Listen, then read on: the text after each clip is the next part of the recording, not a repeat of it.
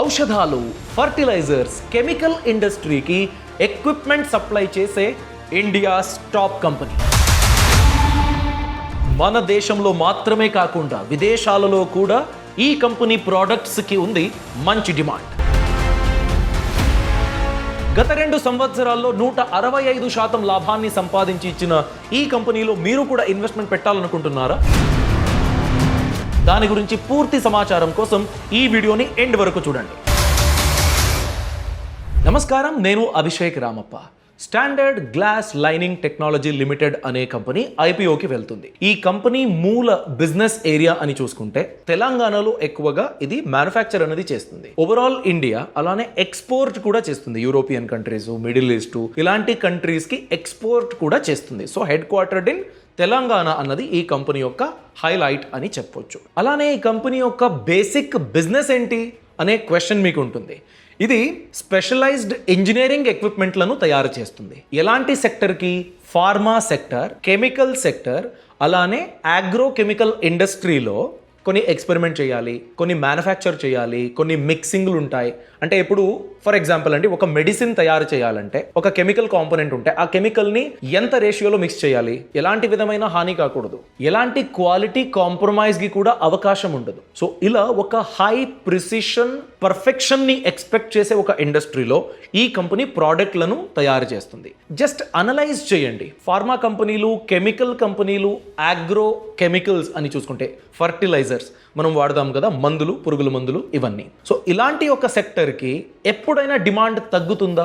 రీసెంట్గా మనం చూసినట్లయితే డిమాండ్ అనేది పెరుగుతూనే ఉంది. ఇలాంటి కంటిన్యూస్ గ్రోత్ని రిజిస్టర్ చేసిన ఒక బిజినెస్ స్పేస్లో ఈ కంపెనీ బిజినెస్ కూడా ఉంది. కంపెనీ గురించి మనం చూసినట్లయితే standard glass lining technology head quarters ఉన్నది హైదరాబాద్లో. ఈ కంపెనీ స్టార్ట్ అయింది 2012లో. ఓవరాల్ ప్రోడక్ట్ పోర్ట్ఫోలియో అని చూసినట్లయితే ఇది గ్లాస్ లైన్డ్ ఎక్విప్మెంట్లను తయారు చేస్తుంది.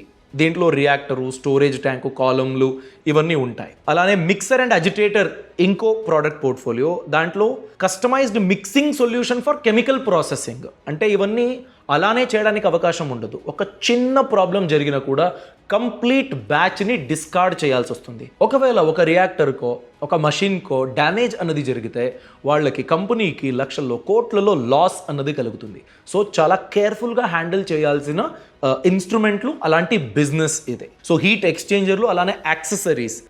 హీట్ ఎక్స్చేంజర్ అంటే మీకు ఎక్స్పెరిమెంట్ చేయడానికి అవకాశం ఉంటుంది, ఏదైనా తయారు చేయడానికి. అందులోనూ ఈ ఫార్మా అలానే కెమికల్ రిలేటెడ్ కాంపోనెంట్స్ అంటే ఇలాంటి మషిన్లను ఎక్కువగా వాడతారు. ఆ మషిన్లను కనెక్ట్ చేయడానికి వాటిలో మీరు వాడే nozzles, sight glasses, manhole covers, ఇవన్నీ ఈ కంపెనీ డిజైన్ చేస్తుంది, మ్యానుఫ్యాక్చర్ చేస్తుంది, అసెంబుల్ చేస్తుంది. అలానే సర్వీస్ కూడా ఇదే కంపెనీ వాళ్ళు ఇస్తారన్నమాట. So end to end turnkey ప్రోడక్ట్లను ఈ కంపెనీ ప్రొవైడ్ చేస్తుంది. టర్న్ కీ అంటే మీరు ఆ మషిన్ని కొన్నారు, యూజ్ చేయడం స్టార్ట్ చేశారు. Just like buying a bike, insert the key, start it, just like that. So end to end process మరియు సర్వీస్ అన్నది వీళ్ళు ఇస్తారు, డిజైన్ టిల్ సర్వీస్. సో ఇలాంటి ఒక బిజినెస్లో ఏదైనా కంపెనీ ఉంటే వాళ్ళకి ప్రైస్ని డిక్టేట్ చేసే ఒక లీడర్షిప్ పొజిషన్ ఉంటుందన్నమాట. బికాస్ అంటే ఇంకేదో కంపెనీ మీద డిపెండ్ అయ్యి సర్వీస్ ఇవ్వండి, అసెంబుల్ చేయండి, అలాంటిదేం లేవు. వీళ్ళే కంప్లీట్గా మ్యానుఫ్యాక్చర్ చేస్తారు, వీళ్ళే ఎండ్ టు ఎండ్ సర్వీసులను ఇస్తారు. సో ప్రీమియం ఛార్జ్ చేయడానికి అవకాశం ఉంటుంది ఇలాంటి కంపెనీకి. మ్యానుఫ్యాక్చరింగ్ కెపబిలిటీస్ అని చూసుకుంటే జీడి మెట్ల హైదరాబాద్లో ఉండే ఈ ప్రదేశంలో వీళ్ళు ప్రతి సంవత్సరానికి 5,000 టన్నుల గ్లాస్ లైన్డ్ ఎక్విప్మెంట్లను తయారు చేసేంత పెద్ద ఫెసిలిటీ వీళ్ళ దగ్గర ఉంది. సో ఇది కూడా ఉన్నది హైదరాబాద్లో. ఇది ఒకలాగా పాజిటివ్, అలానే నెగటివ్ కూడా. ఎందుకంటే ఒక కాన్సన్ట్రేషన్ ఉంటుంది, సౌత్ ఇండియాలో హోల్డ్ ఉంటుంది, అది కరెక్ట్. పాజిటివ్స్. నెగటివ్స్ ఏంటంటే ఒకవేళ ఏదైనా న్యాచురల్ కెలామిటీ జరిగితే అక్కడున్న ఫెసిలిటీకి ఏదో ఫైర్ యాక్సిడెంట్ జరిగింది, ఏం చేయాలి? సో ఇలాంటి ఒక ఛాలెంజ్ కూడా ఉంది. మార్కెట్ ప్రెజెన్స్ అని చూసుకుంటే డొమెస్టిక్ మార్కెట్లో ఈ కంపెనీ అన్నది టాప్ పొజిషన్లో ఉంది. ఎలా అంటే ఓవరాల్ ఇలాంటి ఫార్మా, కెమికల్ సెక్టార్కి ప్రొవైడ్ చేసే మషిన్ని ప్రొడ్యూస్ చేసే పొజిషన్ అని చూసుకుంటే టాప్ 5లో వస్తారు ఈ కంపెనీ. ఓవరాల్ ఇండియా అని చూసుకుంటే doctor Reddy's laboratory, Sun Pharma, UPL ఇలాంటి కంపెనీలు కూడా ఈ కంపెనీకి కస్టమర్స్. ఎక్స్పోర్ట్ పొటెన్షియల్ కూడా ఉంది ఈ కంపెనీకి. ఎక్స్పోర్ట్ మార్కెట్లో టోటల్ 15% ఆఫ్ సేల్స్, ఓవరాల్ సేల్స్లో 15% ఎక్స్పోర్ట్ మార్కెట్ నుంచి వస్తుంది. అది కూడా European market, south east Asia, అలానే మిడిల్ ఈస్ట్ కంట్రీస్లకు వీళ్ళు ఎక్స్పోర్ట్ అనేది చేసుకువచ్చారు. ఈ కంపెనీ యొక్క ఓవరాల్ రెవెన్యూ డ్రైవర్స్ ఎవరు అని చూసుకుంటే ఫార్మాస్యూటికల్ వింగ్ ఏదైతే ఉందో ఈ కంపెనీలో, అంటే ఫార్మాస్యూటికల్ కి వాళ్ళు తయారు చేసి ఇస్తారు కదా, దానికే ఎక్కువ డిమాండ్ ఉంది. వాళ్ళ ఓవరాల్ రెవెన్యూలో 82% వరకు ఫార్మాస్యూటికల్స్ నుంచే వస్తుంది. అలానే కెమికల్ సెక్టర్ అని చూసుకుంటే ఒక 13%, 15% వరకు ఉంది. మిగిలిన అదర్ సెక్టర్ అని చూసుకుంటే వాళ్ళు ఒక 10% వరకు రెవెన్యూ ఎర్న్ చేయడానికి అవకాశం ఉండేలా ప్లాన్ చేసుకున్నారు. ఈ కంపెనీ యొక్క ఓవరాల్ రెవెన్యూ డ్రైవర్స్ ఎవరు అని చూసుకుంటే, ఏ సెక్టార్ కింద వీళ్ళకి ఎక్కువగా రిటర్న్స్ వస్తున్నాయి అని చూసుకుంటే ఫార్మాస్యూటికల్, ఆ వింగ్ నుంచి వీళ్లకు 81.79% వరకు వీళ్ళకి రెవెన్యూ అనేది వస్తుంది. కెమికల్ సెక్టర్ నుంచి చూసుకుంటే 12.5%, మిగిలిన 5.6% వరకు అదర్ సెక్టర్ నుంచి వీళ్లకు రెవెన్యూ అనేది వస్తుంది. ఈ కంపెనీ జనరల్గా బిజినెస్ టు బిజినెస్, B2B సెక్టర్లో పనిచేస్తుంది. అందుకే రీటైల్లో లేకపోతే నార్మల్గా మనం ఈ కంపెనీ గురించి అంతగా చూసుండము. IPO డీటెయిల్స్ అని చూసుకుంటే ఈ కంపెనీ ఇష్యూ సైజు IPOకి వెళ్తున్నది ఓవరాల్ 410 crore రూపీస్ కోసం. ఫ్రెష్ ఇష్యూ దీంట్లో 210 crore రూపీస్, అంటే కంపెనీ బిజినెస్ ఎక్స్పాండ్ చేయడానికి ఈ 210 crores వాడుతుంది. మిగిలిన 200 crores ఆఫర్ ఫార్ సేల్. ఇప్పటికే ఉన్న ప్రమోటర్స్, షేర్ హోల్డర్స్ ఉంటారు కదా, వాళ్ళకి ఈ 200 crores అనేది వెళ్తుంది. ప్రైస్ బ్యాండ్ 133 రూపీస్ నుండి 140 రూపీస్ వరకు ఉంది. అలానే లాట్ సైజ్, మినిమం 1 లాట్ మీరు తీసుకుంటారంటే రీటైల్ ఇన్వెస్టర్స్ 107 షేర్స్ మీద మీరు ఇన్వెస్ట్మెంట్ పెట్టాలి at cut off rate. So మీరు 14,980 రూపీస్ ఇన్వెస్ట్మెంట్ చేయాలి. ఈ IPO ఓపెన్ అయ్యేది జనవరి 6th, జనవరి 8th వరకు ఓపెన్ ఉంటుంది. 6th, 7th, 8th totally 3 days సబ్స్క్రిప్షన్కి open ఉంటుంది.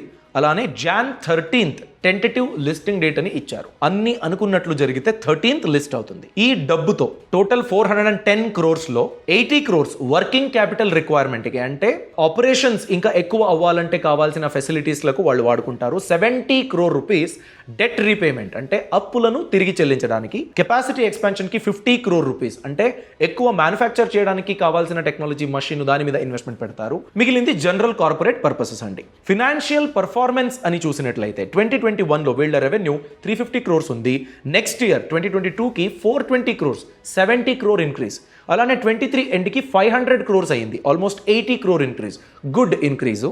అలానే ప్రాఫిట్ ఆఫ్టర్ ట్యాక్స్ 32.5 crore ఉండేది 2021లో, 21-22లో 45 crores అయింది, 22-23లో 53.4 crores-కి గ్రోత్ అయింది. స్టడీ గ్రోత్ ఉంది.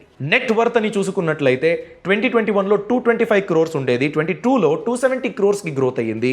అలానే 22-23లో 315 crores-కి గ్రోత్ అయ్యింది. అగైన్ కంప్లీట్ గ్రోత్ ట్రజెక్టరీ మనకు చూడ్డానికి కనిపిస్తుంది. అలానే నెట్ ప్రాఫిట్ మార్జిన్ 9.29 ఉన్న net profit margin next year 10.71 అయింది.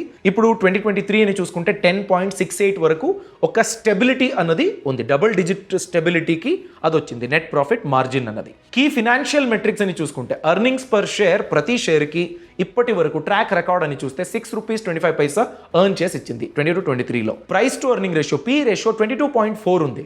సో కంపారిటివ్లీ పియర్స్ కన్నా ఓవర్ వాల్యూడ్ ఉందా, అండర్ వాల్యూడ్ ఉందా, దాన్ని మనం తెలుసుకుందాం. రిటర్న్ ఆన్ నెట్ వర్త్ 16.95% ఉంది 22-23లో. So good double digit return on net worth ఉంది. డెట్ టు ఈక్విటీ రేషియో 2021లో 1.2 ఉండేది, 22-23లో 0.8కి దిగింది, ఆల్మోస్ట్ 33% దిగింది. సో ఇప్పుడు కూడా వాళ్ళు ఒక 70 crore రూపీస్ డెట్ని రీపేమెంట్ చేస్తున్నారు. అగైన్ 0.8 నుంచి ఇంకా తక్కువ అవుతుంది. So under 1 debt to equity ratio is good, decent debt to equity ratio, need not worry. So ఈ కంపెనీ యొక్క స్వాట్ అనాలిసిస్ అని చూస్తే స్ట్రెంగ్త్, లీడింగ్ మార్కెట్ పొజిషన్ ఉంది, టాప్ 5, టాప్ 3లో ఈ కంపెనీ కనపడుతుంది, గుడ్. అది ప్రోడక్ట్ పోర్ట్ఫోలియో అని చూసుకుంటే వెరైటీ సెక్టర్కి వీళ్ళు కేటర్ చేస్తున్నారు. ఫార్మా ఉంది, కెమికల్ సెక్టర్ ఉంది, అగ్రో కెమికల్స్ ఉంది. So not a problem. Export growth potential ఉంది, అంటే ఇప్పటి వరకు ఉన్న 15% సేల్స్ని అవుట్ ఆఫ్ ఇండియా ఇంకా ఎక్కువ చేసుకోవాలి, అలాంటి అవకాశం ఉంది, వాళ్ళు వాడుకోవాలి. వీక్నెస్ అని చూసుకుంటే వర్కింగ్ క్యాపిటల్ ఎక్కువ రిక్వైర్మెంట్ ఉంటుంది, ఎక్కువ వీళ్ళు స్పెండ్ చేయాలి ఇనిషియల్గా. లిమిటెడ్ ఎక్స్పోర్ట్ రెవెన్యూ, అంటే ఈ 15%లోనే ఉంటే ప్రాబ్లము, దాన్ని వీళ్ళు ఇంకా రైజ్ చేసుకుని వెళ్ళాలి. So they have to improve on export revenue front. Opportunities అని చూసుకుంటే డిమాండ్ ఎక్కువగా ఉంది, అలానే కెపాసిటీ ఎక్స్పాన్షన్ ఉంది కదా, అది ఈ ఐపీఓ డబ్బు ద్వారా కూడా వాళ్ళు చేస్తున్నారు. అలానే ఈ డిమాండ్ అన్నది గ్లాస్ లైన్డ్ ఎక్విప్మెంట్కి ఎక్కువగా ఉంది.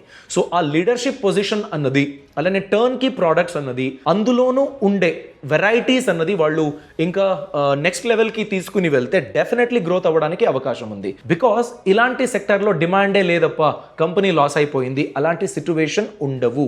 బట్ కాంపిటీషన్ ఉంది కదా, అది థ్రెట్స్లో వస్తుంది. ఆ కాంపిటీషన్ని ఎలా బీట్ చేస్తారు అన్నదే చాలా important challenge. Because domestic players, international players ఇద్దరూ ఉన్నారు. సో ఆ కంపెనీల దగ్గర వీళ్ళు ఫైట్ చేయాలి. ఎకనామిక్ డౌన్ టర్న్ అంటే క్యాపిటల్ ఎక్కువగా కావాలి కాబట్టి, ఒకవేళ వీళ్ళ దగ్గర క్యాపిటల్ లేకపోతే, క్యాపిటల్ లేని ఒక సిచ్యువేషన్ని వీళ్ళు ఫేస్ చేస్తే బిజినెస్ ఎక్స్పాండ్ చేయడం కాదు, బిజినెస్ని సస్టైన్ చేయడము ఛాలెంజ్ అయిపోతుంది. దాన్ని వీళ్ళు చూసుకోవాలి. అలానే ఇప్పుడు మనం కాంపిటీషన్ని చూద్దాం. లిస్టెడ్ కంపెనీలు ఎలా ఉన్నాయి, ఎలా పర్ఫామ్ చేస్తున్నాయి. Standard glass lining technology revenue 500 crores, market share 15% in India. GMM Pfaudler limited 2000 crore rupees revenue ఉంది. 45% ఇండియన్ మార్కెట్లో జిఎంఎం ఉంది, అప్పటికే అక్వైర్ చేసుకుంది. So HLE Glascoat limited 1200 crores revenue అనేది కలెక్ట్ చేసింది. 30% మార్కెట్ షేర్ ఇన్ ఇండియా ఉంది. Swiss Glascoat equipment limited 800 crores revenue అన్నది ఉంది. 10% మార్కెట్ షేర్ ఉంది. చూడండి, ఈ స్విస్ గ్లాస్కోట్ 10% మార్కెట్ షేర్తోనే 800 crore rupees రెవెన్యూ చేసింది. అదే మీరు స్టాండర్డ్ లైనింగ్ కంపెనీ అని చూస్తే 15% మార్కెట్ షేర్ ఉంది, స్విస్ గ్లాస్కోట్ కన్నా ఎక్కువ, బట్ రెవెన్యూ అనేది తక్కువ ఉంది. సో ఇది వీళ్ళు ఎలాగైనా మేనేజ్ చేసుకోవాలి. దీంట్లో ఇంప్రూవ్మెంట్ కనపడితే డెఫినెట్లీ లాంగ్ టర్మ్లో ఈ కంపెనీకి గ్రోత్ అన్నది పక్కా. బట్ లిస్టెడ్ కంపెనీస్ ఆల్రెడీ ఎక్కువ రెవెన్యూ చేస్తున్నారు కాబట్టి దీన్ని ఎలా మెయింటైన్ చేస్తుంది అనే ఛాలెంజ్కి ఈ కంపెనీ ఆన్సర్ ఇవ్వాలి. సో వాల్యుయేషన్ మెట్రిక్స్ అని చూసుకున్నట్లయితే పీ రేషియో, నేను ఎప్పటికే చెప్పాను, స్టాండర్డ్ గ్లాస్ లైనింగ్ 22.4 పీ రేషియోలో ట్రేడ్ అవుతుంది. జిఎంఎం ఫాడ్లర్ 45 పీలో ఉంది. హెచ్ఎల్ఈ గ్లాస్కోట్ 38 పీలో ఉంది. అంటే అప్పటికే వాళ్ళు ఓవర్ వాల్యూడ్గా ఉంది. కాంపిటేటర్స్కి కంపేర్ చేసి చూసినట్లయితే మంచి వాల్యుయేషన్లో, అంటే ఒక అండర్ వాల్యూడ్ అని మీరు చూడొచ్చు కంపారిటివ్లీ విత్ లిస్టెడ్ పియర్స్, ఆ రేటుకి వీళ్ళు ఐపీఓకి వస్తున్నారు. సో డీసెంట్ వాల్యుయేషన్ మెట్రిక్స్ ఈ కంపెనీది కనపడుతుంది. అదే మీరు ఈపీఎస్ గ్రోత్ అని చూసుకుంటే లాస్ట్ 3 yearsలో స్టడీగా 15% ఎవ్రీ ఇయర్ వాళ్ళు రిటర్న్స్ అన్నది ఇచ్చారు. అది కూడా చాలా ఇంపార్టెంట్ మెట్రిక్, మనం అబ్జర్వ్ చేయాలి. ఫైనల్ క్వశ్చన్ ఏంటంటే అప్లై చేయాలా వద్దా? ఇప్పుడు ఇండియన్ స్టాక్ మార్కెట్ అని చూసుకుంటే ఐపీఓలు అంటే అంత మంచి వాల్యుయేషన్ లేకపోయినా కూడా మంచి సబ్స్క్రిప్షన్ అన్నది, మంచి లిస్టింగ్ గెయిన్స్ అనేది అవుతుంది. ఇది ఐపీఓ గురించి ఉన్న క్రేజ్ వల్ల అవుతున్న ఒక బెనిఫిట్ అని చెప్పొచ్చు. ఇది లాంగ్ రన్ సస్టైన్ అయ్యే ఛాన్సెస్ ఉండదు. అందుకనే ఇలాంటి స్ట్రాంగ్ కంపెనీలు ఉన్నప్పుడు, పర్ఫార్మింగ్ కంపెనీలు, రెవెన్యూ బాగుంది, మార్కెట్ షేర్ బాగుంది, మంచి ప్రోడక్ట్స్ ఉన్నాయి, లీడింగ్ పొజిషన్లో ఉంది, ఇండియాలో టాప్ 3, టాప్ 5లో ఫీచర్ అయ్యింది, ఇలాంటి కంపెనీలను మీరు లాంగ్ టర్మ్ ఇన్వెస్ట్మెంట్కి కన్సిడర్ చేయొచ్చు, ప్రొవైడెడ్ డెట్ టు ఈక్విటీ వాళ్ళు మేనేజ్ చేయాలి, అలానే ఫారిన్ మార్కెట్కి ఎంట్రీ అవ్వాలి.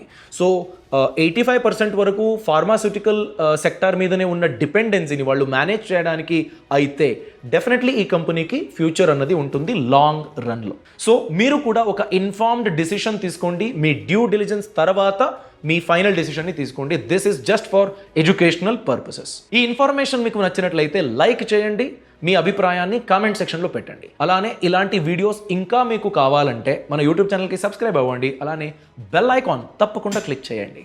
All the best.